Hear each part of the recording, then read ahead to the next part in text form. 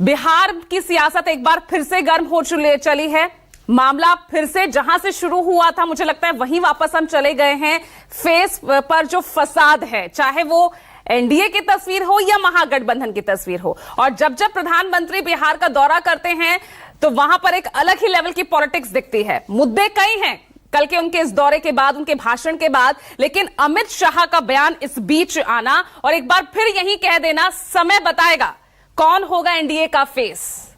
तो एक बार फिर से वही जो है कहानी शुरू हो गई है और फिर से वही सवाल। आप किस तरह से देख रहे हैं?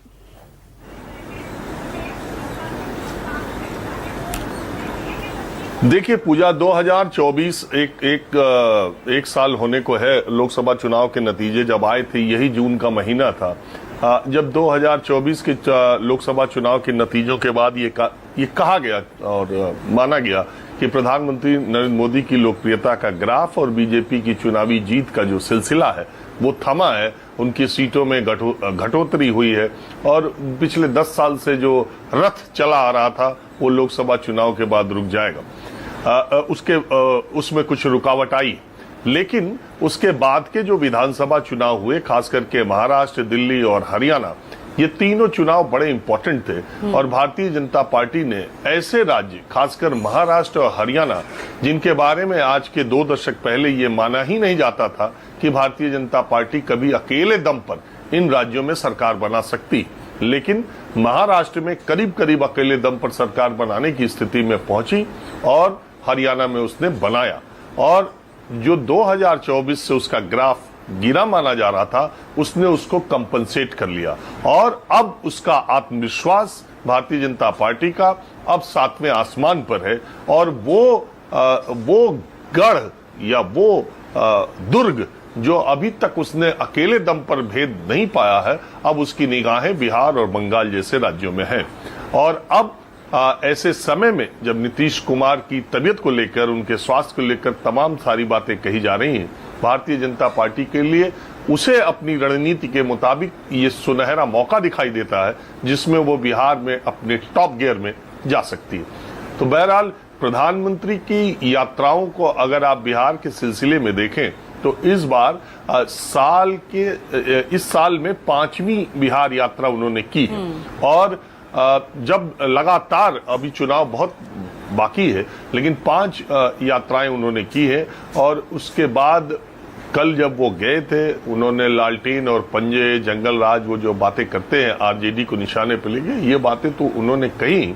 एक इम्पॉर्टेंट बात ये कही कि इतना साल हो गया एनडीए की सरकार का, लेकिन मोदी अभी रुकने वाला नहीं है। विकास का मतलब उन्होंने बिहार को बीजेपी और अपने से जोड़ा, बीजेपी की रणनीति। और ठीक इसी वक्त आज जो अखबारों में छपा है वो इंटरव्यू का अंश कल सार्वजनिक सोशल मीडिया पर आया, जिसमें गृह मंत्री अमित शाह ने कहा कि ये बात तो तय है कि मुख्यमंत्री नीतीश कुमार के रहते ही ये चुनाव लड़ा जाएगा, लेकिन अगला सीएम कौन होगा ये समय बताएगा।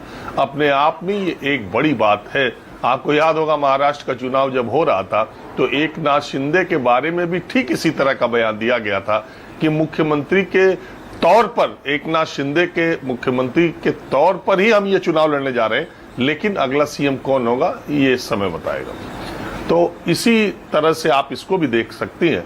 और जहां तक दलितों की जो बात आप कह रही थी, बिहार में बड़ी इंटरेस्टिंग पॉलिटिक्स दलितों की है। देखिए 19% वहां दलित है और 38 विधानसभा सीटें वहां पर सुरक्षित हैं और वो 38 सीटों पर निगाहें सबकी लगी हुई हैं। 2020 के विधानसभा चुनाव को अगर आप देखेंगी तो 21 सीटें एनडीए के पक्ष में गई थी, 17 आरजेडी के पक्ष में गई थी और एनडीए के पक्ष में भी बीजेपी के पक्ष में करीब करीब सारी सीटें गई थी।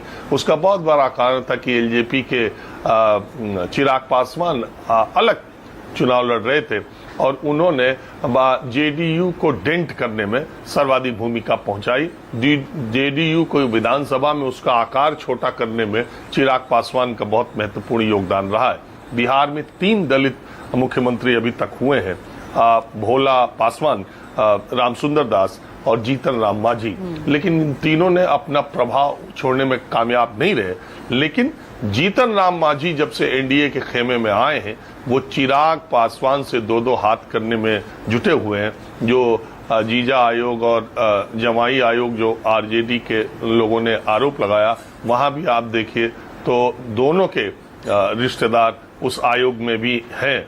और जीतन राम मांझी चिराग पासवान को लेकर बहुत हमलावर रहते हैं अंदर खाने में भी। तो ये बिहार का चुनाव बड़ा इंटरेस्टिंग होने वाला है। एनडीए बनाम इंडिया की लड़ाई तो है, विद इन एनडीए भी बहुत तगड़ी लड़ाई होने वाली है। विद इन एनडीए भी बहुत तगड़ी लड़ाई है। संकेत तो बिल्कुल जिस तरह से बयान लगातार आ रहे हैं, अब